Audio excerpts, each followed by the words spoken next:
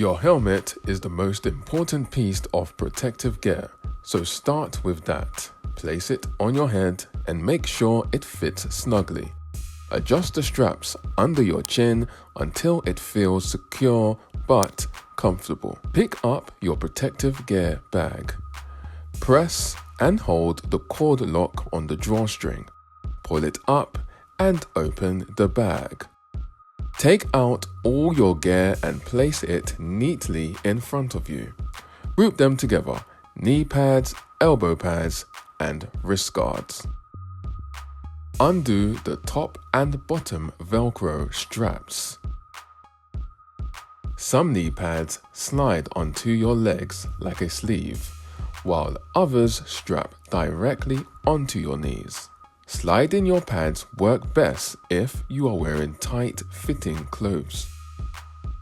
Strap-on pads are better for loose clothing like baggy trousers. Choose the best method for you and put on your knee pads. Secure them by pulling each Velcro strap, wrapping it around your leg and sticking it down. Remember, pull, twist, stick.